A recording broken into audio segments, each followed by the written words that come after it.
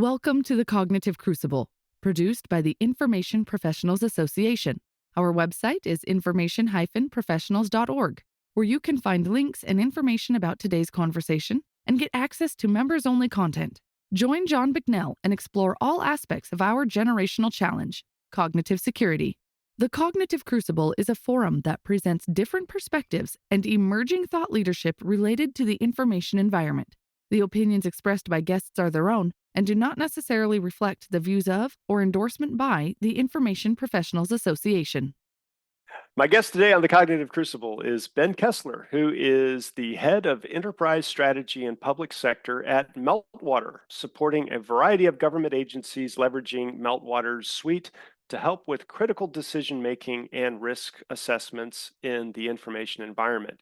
Ben brings over 11 years of experience in the application and adoption of data and insights from the information environment. Ben Kessler, welcome to the Cognitive Crucible.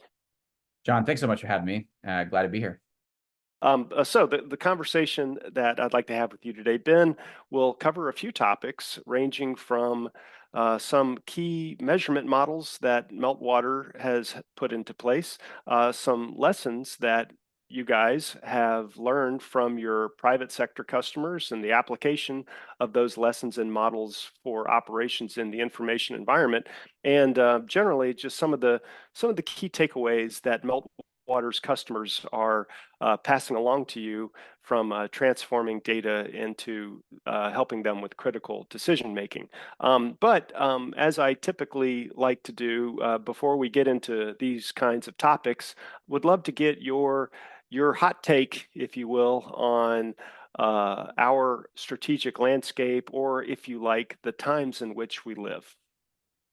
Thanks, John, for asking that. And again, really excited to be here. So yeah, I mean, look, my assessment really is obviously going to be framed in from a private company looking in. Really, the information environment today is one that has gone through a number of transformations over the past decade, and some of the key observations, at least that I've made recently, is it kind of breaks down into three areas. The first is quite simply the abundance of information that is out there, and I'm not just talking about volume. I'm talking about the speed and the velocity with which information travels, the access to information that the general public has across a variety of mediums. And as of last year, the barrier of entry to creating information has significantly dropped, and that's really shifted, in my opinion, a lot of authority dynamics. And so, what do I mean by authority dynamics? Well, it's really around the decisions that people make, from the type of brand of toothpaste that they buy at the grocery store, all the way through to the companies that they buy from, to the companies that they work for, to foreign policy decisions, to how they feel about how the world operates. And that's really going to be driven significantly by their social circle, and therefore as an extension of that, the reputation of the sources by which they consume information. And so that's really underscored an almost paradoxical situation for anybody who is involved in the information environment, public affairs, information operations, CogSec, is needing to see everything that's out there and knowing everything that's out there, but also only needing to see the most important things, kind of drinking from the waterfall through a straw. So that's kind of like that first observation that I've seen. The second is the advancement in technologies over the past few years, where you hear some of these buzzwords, obviously AI and LLM and NLP and what have you. Really, what that's done, in my opinion, is it's allowed organizations to consume all this information and data that exists out there at a much more rapid speed, and bring in that data. Up in the early 2010s, a lot of it was like, we need as much data as possible, and now where we're at is we have too much data. We're very data rich, but insights poor. And so there's a lot of patchwork demand that's created to fix that, but that is really slowing a lot of things down in terms of ingesting information and doing something about it. It's actually creating a lot of data maturity lag in a lot of organizations, both on the private sector and obviously within government, which itself is an issue. But when you add in this third observation of the acceleration that the general public has in their expectation from the organizations that they listen to, be they private or public, of just knowing what's happening. What is the conversation of the day? And you have to understand, there's a whole generation of people, from warfighters to workers to young professionals, who are now entering the workforce. And the only place that they experience a lot of brands and policy and information is through their smartphone. And so if that's the only place that they are exposed to it, if you as an organization aren't aware of what kind of information your target audience is being exposed to, you can say the right thing at the wrong time or the wrong thing at the wrong time. And that's where you get a lot of huge, massive, impactful, harmful narratives develop. And organizations, the slower that they are in understanding what is out there and being aware of what's out there, and slower that they are in actioning on that, that's where a lot of that kind of mis and disinformation loves to live and loves to kind of take advantage of that. And a lot of bad actors will take advantage of something happening and inserting themselves to affect and deviate the natural progression of conversation. And we really need to create some frameworks that help support operating at that kind of speed of relevance, so to say. That's a great perspective, Ben. So let's talk about Meltwater. What's the story? Give us the origin story, and where you guys have been over the last few years. Sure, thanks. Yeah, I mean, we've been around for over 20 years. We started actually in Norway as the world's first online newspaper, back when people were just waking up to the concept of the internet. And the whole idea was just, hey, you're just going to wake up with an email in the morning with customized news in your inbox that you care about. And that took off. And we expanded through Europe and then landed in America about 2006. And then, kind of took off into the world of social media, and then took off into the world of media intelligence as a whole. I joined in 2012 out of our DC office. We are a software as a service front end interface, as well as like a data lake.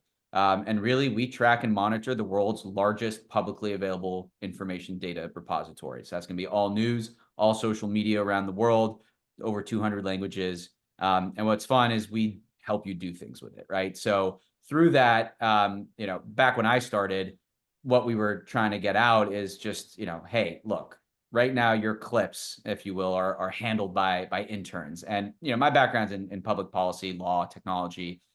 We grew up in the private sector in public relations, and in government, that equivalent is in public affairs.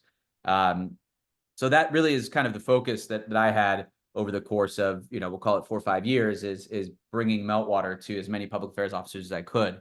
And around 2017, 18, we actually started getting a couple calls from adjacent folks who I've since found out are part of this, this community, the info operations CogSec community, who saw something that their PAO did and was like, "Hey, that's cool. How did you get that?" And they said Meltwater. So I got a call. I got a couple calls like, "Hey, so I heard that you have this button. Like, what is that?" And so I would show them, some side feature that I didn't really realize was impactful. And turns out that's multi-million dollars of efforts and several people's jobs trying to figure out how to do exactly that. And so we had a lot of what I call accidental customers. And they just happened to need something that we had, and it was significantly impactful. So at the start of last year, at the start of 2023, one of the things that I was particularly interested in is, how do we lean into that? If we've been able to make such an impact on accident, what happens if we purpose-built some mission-driven systems?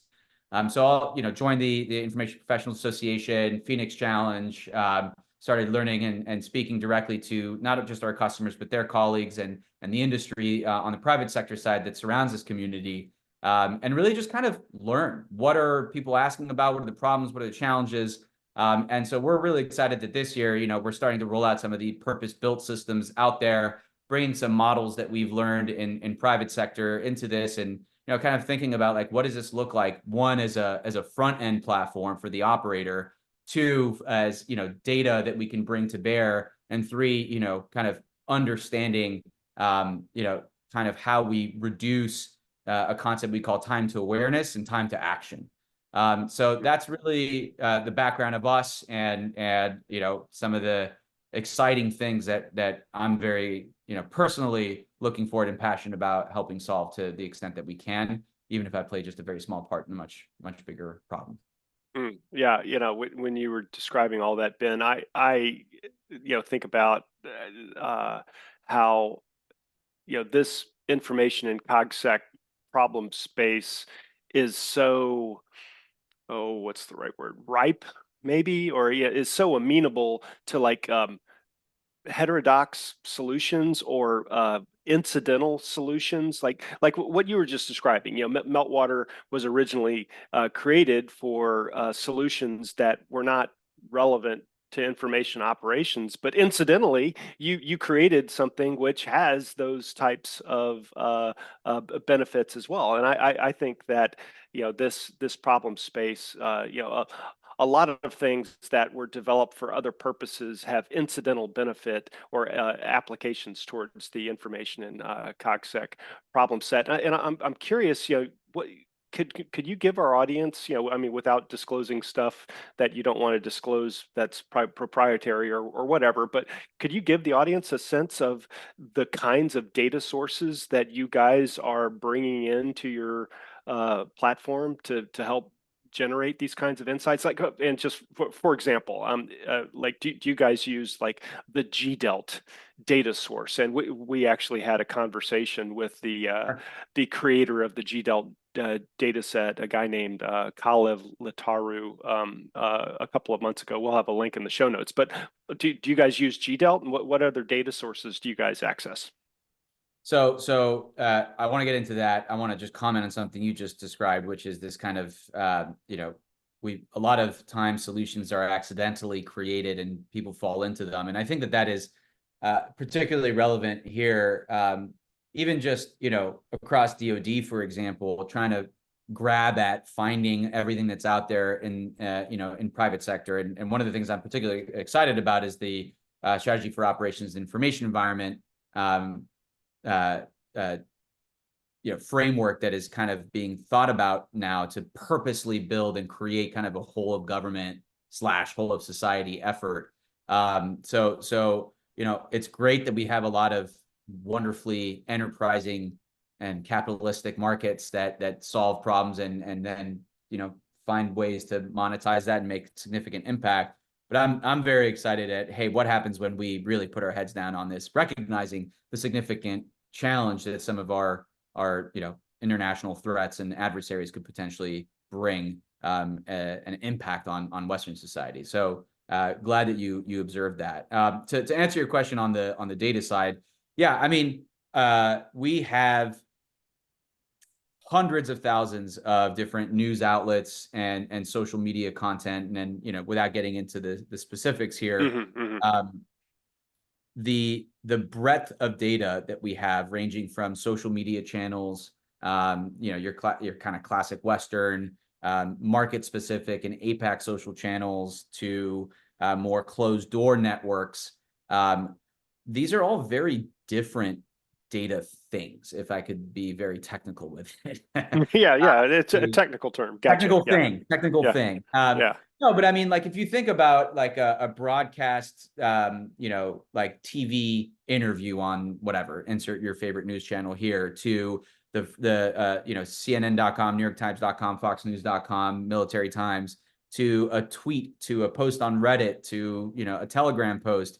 These are all very different payloads, and it is one thing, a significant effort to, first of all, go out and look for all that, and then put it into somewhere that you can make sense of it and readable. It's a whole other thing to harmonize that entire data set in a way that is then legible on a programmatic approach, to go into a front end and say, show me everything that says the word, trade restriction or warship or whatever you want to say. And then having that presented to you in a reasonable amount of time, i.e. seconds, and then do things with it, right? So our one of the things that's particularly interesting for me is when we sit down with some customers who have some challenges on the data gathering for international publicly available information, and then what happens when what used to take days now can take seconds. How can we let computers do what they do best and humans do what they do best,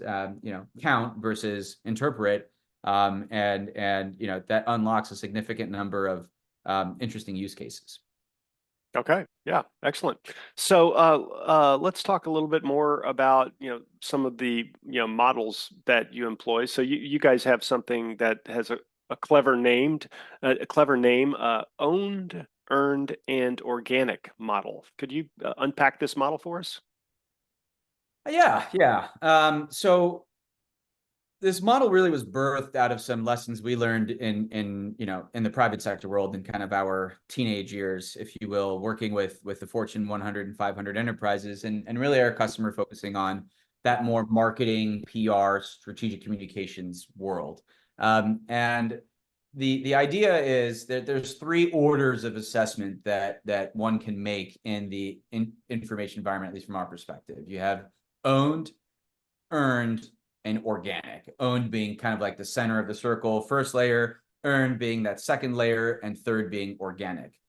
So what I want to do is I want to talk about it like, let's bring that to bear from, let's say I was trying to sell you a car. Okay. I'm Mr. Famous Car Company here, and I'm trying to sell you a car and how great the touchscreen on that car is. What I might do is I might start putting out ads. I might start sending out press releases. I might, put out content on social media that shows how great the touchscreen is, that talks about how great the touchscreen is. It's interactive, it's big, it's sexy, it's all that fun stuff. And I am trying to differentiate my car product through the touchscreen. How did I do?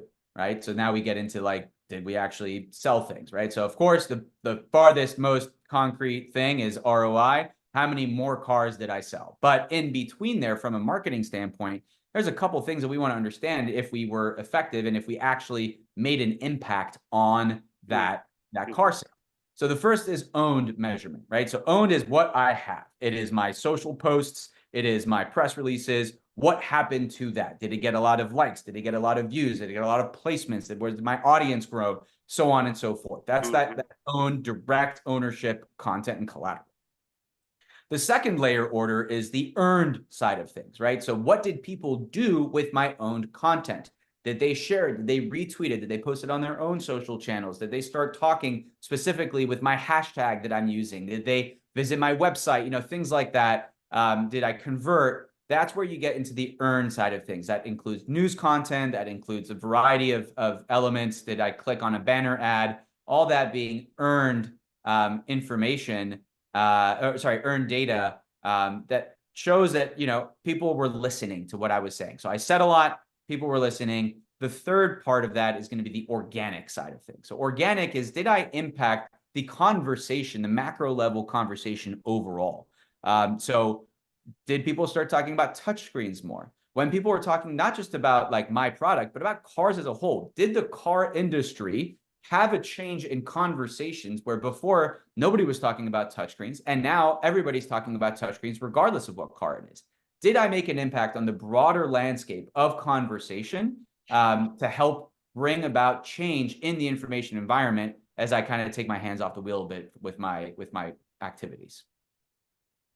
Yeah. So that's the OEO model. And obviously, there's a lot of applications to it. Yeah. Cool. So I'm a little bit familiar with like Facebook advertising and Right. and how that works. And so if I put out an ad on Facebook, I put a nice picture image together and some copy on the ad that says, here, this is great stuff, buy this stuff or subscribe to our, newsletter, or, here's an event that I've got coming up, check it out.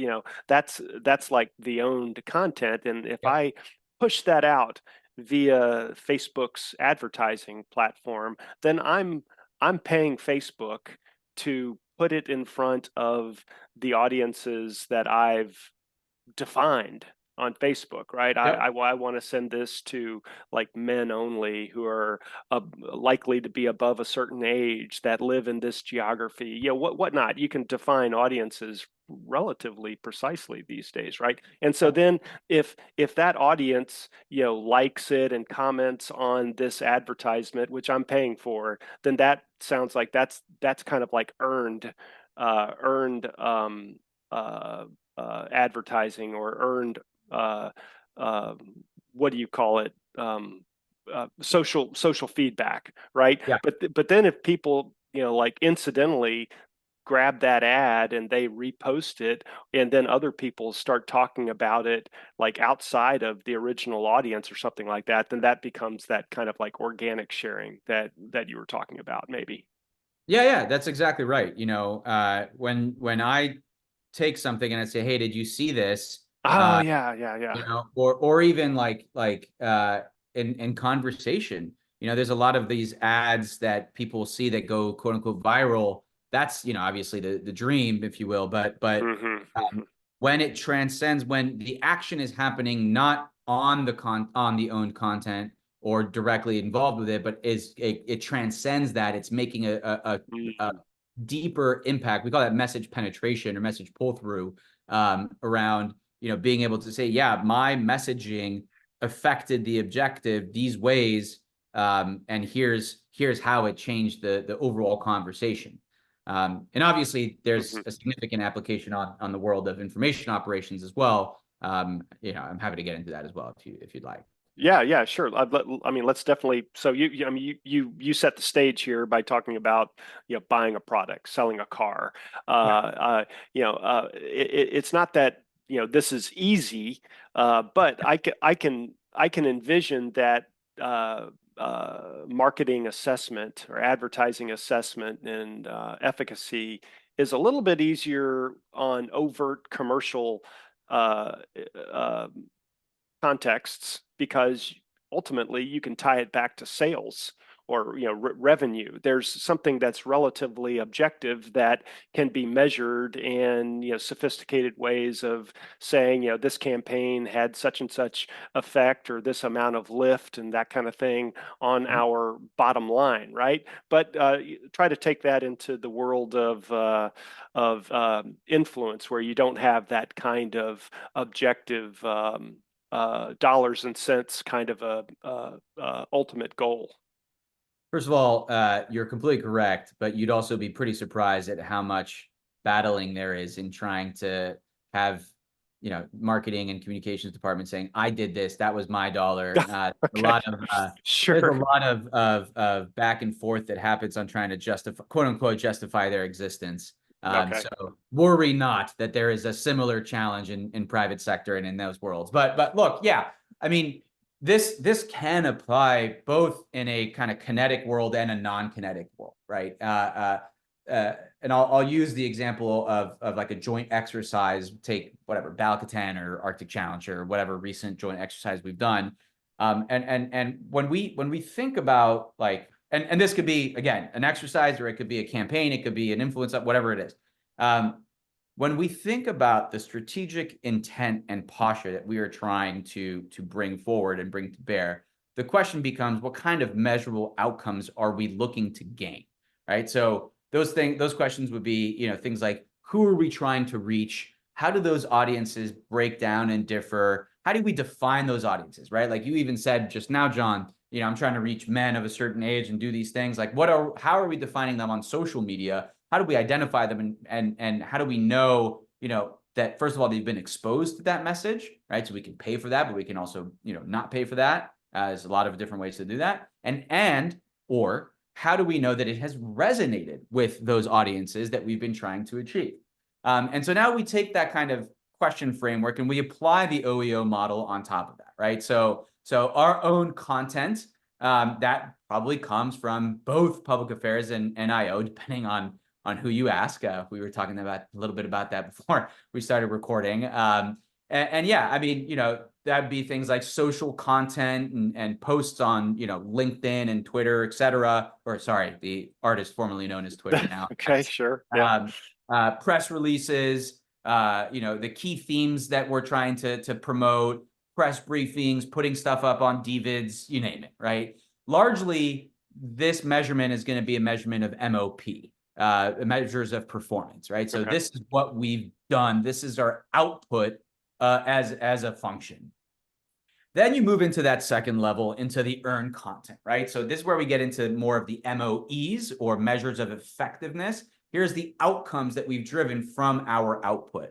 So these would be things like the earned media placements, where you have a news outlet that like directly quotes you or your leader, as a press briefing or a statement that they've made, content, social media posts that you put out being shared, linking back to your website or the DVID's content downloads or what have you, right? This is what people did with your content and how it affected or how that content traveled and the trajectory that it went.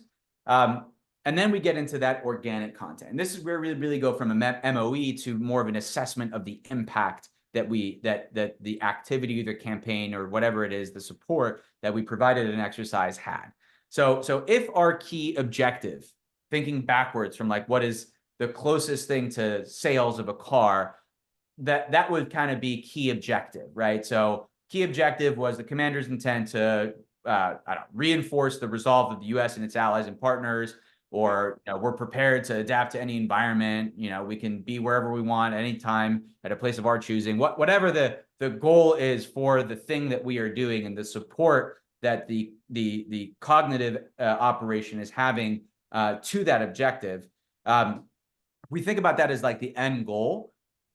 One of the big questions we would ask is, what is the conversation surrounding that thing, both before, during, and after that engagement? So if we're doing like go back to like Arctic Challenge, if the goal is, hey, we can be there whenever we want, one of the questions I might say is like, all right, well, what was the conversation about, the like military presence in the Arctic before this exercise? But then I might ask, what was the conversation about the Arctic as a whole as well? So when we think about like, can we take the hands off the wheel and have we made an actual impact? Have the like, if I were to look at all the conversations about the Arctic before this exercise, and then I see a spike in conversations about military presence in the Arctic and conversations happening about presence and conflict, whatever, and that was my doing. Like, I'm able to show that like my own content went into earned and is now being discussed without my activity in overall the macro level conversation of the Arctic. That's a real impact assessment that I can show. So it's really about how much staying power key messages have, and did we just generally change the nature of the conversation about military exercises, about the Arctic, about our just general presence in the Great White North or the Arctic overall. So those would be kind of like an example of the application of the OEO model, the owned, earned, organic model of measurement for things that the information operations community might perform. Yeah. So love your perspective and how you guys are going about with these MOPs and MOEs, Ben. But I can almost hear a skeptical audience member, or maybe there's skeptical audience members who are listening to this on their jog or in the car or whatever they're doing with their arms crossed, right? Thinking, measuring effectiveness of information operations is either impossible or it's very hard and we're not there yet. And, this is something that is, we're just not there yet. So what do you say to people who are the skeptics in our audience about even being able to measure the effectiveness of information operations? So I'd say two things. First is, don't jog with your arms crossed. That's a bad idea. The second thing is, we are not there yet, right? And I actually kind of alluded to that earlier, that there are ongoing and ever-changing, the word I want to use is battles, but I don't think it's the appropriate word, but dialogue happening in private sector boardrooms of who was responsible for this activity. And you have constant existential exercises that marketing has amongst themselves with PR, with advertising, and so on and so forth. Of what did you do, right? Like, okay, advertising did this, and what was the result of that? Marketing did this, and what was the result of that? So it is just actually really, really freaking hard to measure change in the information environment. There are ways to do some of that. And I think that what's important is the framing of the kind of data and and the kind of insights that you as a professional are bringing to senior leadership. It kind of goes back to a good example of that is like people used to, or people still do, but like sentiment analysis, right? Like you would get this like red to green gradient where, the greener it was, the better it was, and the redder it was, the worse it was. And then, that's because we're trying to translate like what's happening in the information environment, very complex narrative landscape that's kind of pushing up against each other in multimodal, scenarios. And okay, let's break it down to green or red, thumbs up, thumbs down. And that's what a, high level commander and senior stakeholder is used to, but as it turns out, it's much different in the information environment. So that's the best guess or best language that one can speak to someone who's not familiar or expert at the information environment.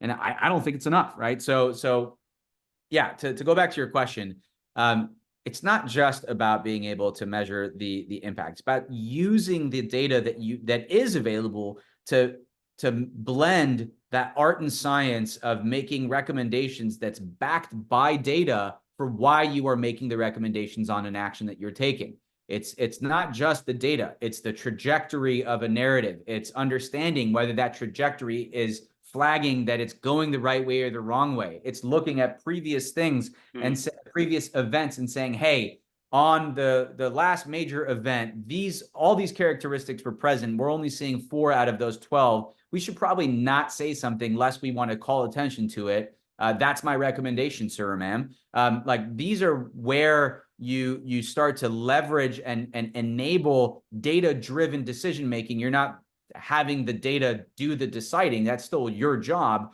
but you are using data to help with understanding where things are at and providing some context around your assessment and your recommendation as the subject matter expert.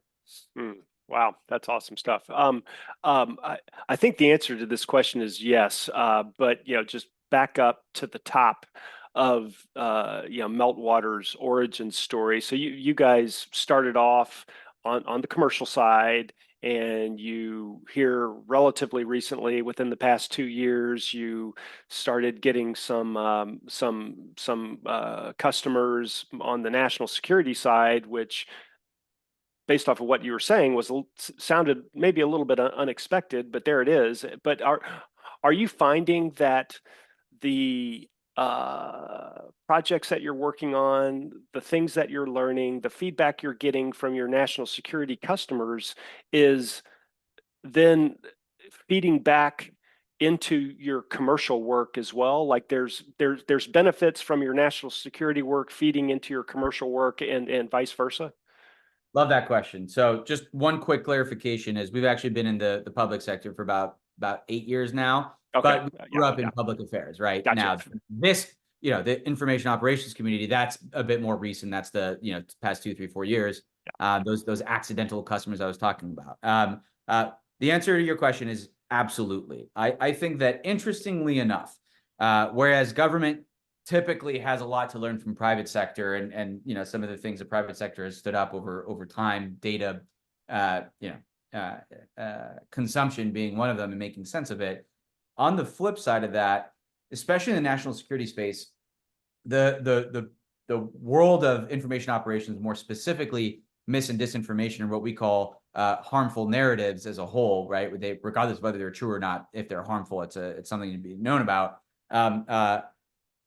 That is a lesson that private sector can definitely look to government and DoD to kind of understand how to scale. There are definitely some enterprises that have some form of it, but this community in particular has been living and breathing this for decades, and so we are definitely bringing some lessons of what we're doing back into some of our more sophisticated customers, to basically understand how is it that we should be thinking about this. What are some of the models that we can create that help us protect our bottom line, right? Because for a private sector company, saying the wrong thing at the wrong time can mean billions and billions of dollars of market capitalization loss. It can be sales tanking. I mean, we all know the story from last year with Bud Light making a wrong decision there, and on the marketing side, regardless of how you feel about the rightness or wrongness of that decision, I shouldn't characterize it. The fact that they did that did have them lose quite a bit of mind share and sales of the Bud Light product. And so what could have happened differently? And obviously that wasn't necessarily like a disinformation attack. It's just more so, consumer response. But there are other kind of more covert operations that are happening in the private sector of companies, going to bot farms and having people spread bad reviews about a specific product in an effort to, impact a negative outcome. And that is something that there's a lot of lessons to be learned from some of our national defense and national security customers. Yeah, to your last point there, I could drop that into your OEO model, right? Your owned, earned, organic model. And the way you presented that model, it was presented in the, well, let's just say positive sense, right? This is what we want. We want to put our stuff out there. We want to get this earned social media attention, and we want it to spread organically, right? Yes. But I mean, that can work in reverse too. Certainly. Just so your Bud Light example, and there's lots of other examples I'm sure of celebrities or public figures making like a major faux pas, and then it goes in reverse. They own their statement, or they own their faux pas, right? That's theirs. It's owned, and then I guess it gets quote unquote earned attention, but then there's that negative organic attention that totally torpedoes the brand, or torpedoes the celebrity's social standing, right? So I guess it can work in both ways. I agree. I think that it is a way to understand the outcome that you have effectuated, but it is also a way to understand if you need to take an action, right, in more of a defensive model, right? Mm-hmm. And in that sense, it's not necessarily just the OEO model, but we have this concept of time to awareness and time to action, where if you think about how every day, right, there's billions of conversations happening online and narratives develop left and right, and the longer let's say a harmful narrative develops, the longer that it takes for you to become aware of that harmful narrative, all these narratives go through this kind of metaization of, and that's again, just another technical term. That's right. Yeah. Of how these narratives evolve, right? So you think about a meme, and it's a joke on top of a joke on top of a joke on top of a joke, and it Okay. almost becomes like an inside joke. And if you come across like the 7th iteration of that meme, you're not going to understand it because it's not funny to you. But if you were there from the beginning, maybe it is. So taking a less friendly approach to that, as narratives develop and conversations evolve, if you are late to the party, you might only be seeing 5-10% of the picture, and there's a whole other bunch of conversations happening that you're not in front of. And so the longer it takes for you to kind of be aware of what's happening, the more potential for you to not grab all the tentacles of that narrative presents itself, and therefore the less effective your action will be in trying to mitigate the impact that has, which is why speed and relevance is so critical in a decision-making cycle. Yeah, awesome stuff. Well, you guys are right there at the vortex of this of this problem space. So that is really cool stuff. Thanks for sharing all of that with us.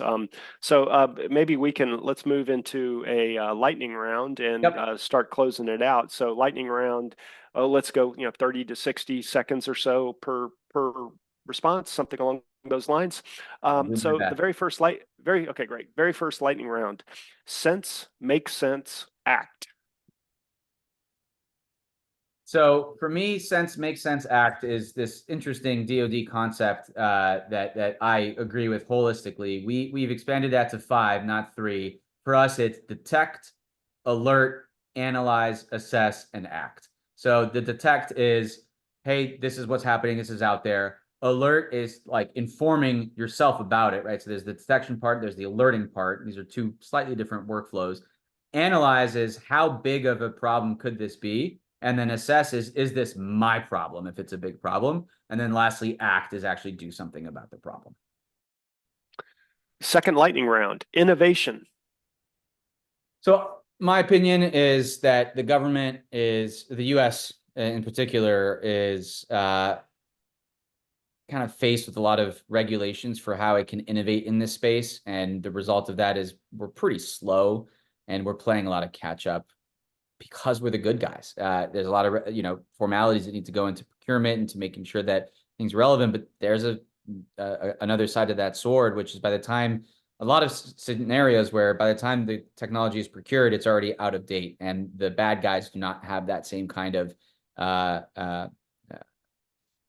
call it a chain. So we need to figure out ways to be more agile on the innovation side and taking advantage of what private sector has to offer in real time. All right, excellent. And last lightning round. Civil military fusion. One of the most surprising elements of this kind of this community for me is in the private sector, just the general willingness for the entire private sector industry surrounding this community to collaborate together and solve a problem.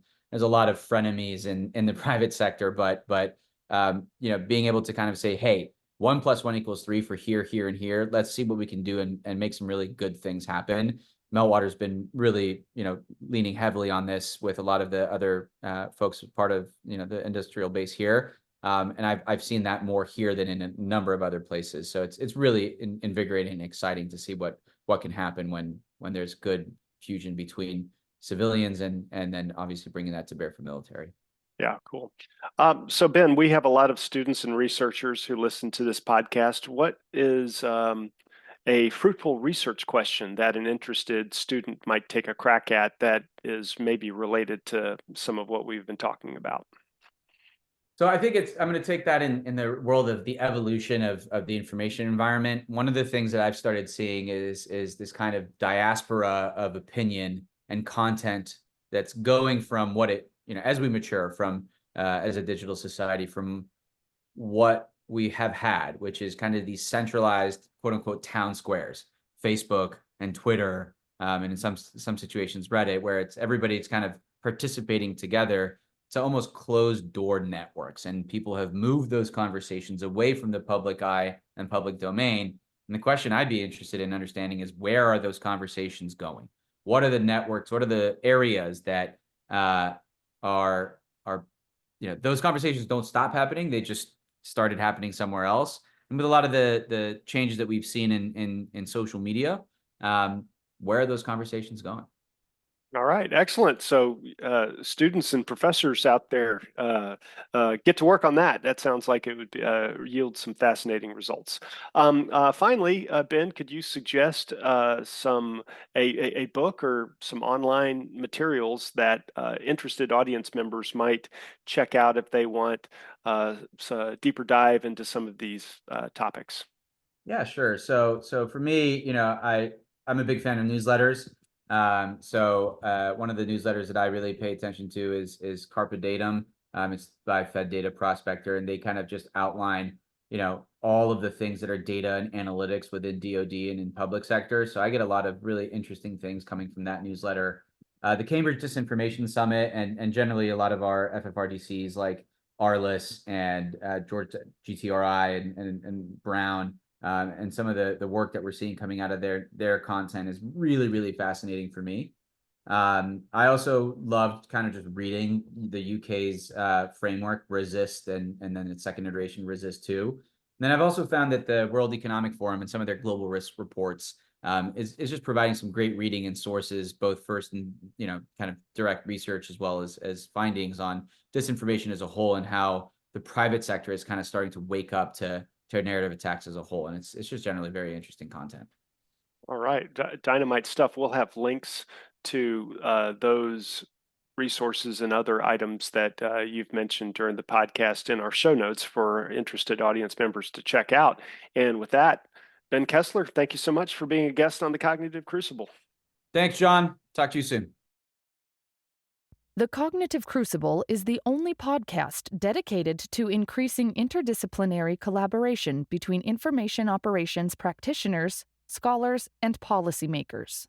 To find out more about the Information Professionals Association, visit us at information-professionals.org. Please support our podcast by giving us a 5-star rating and leaving a review.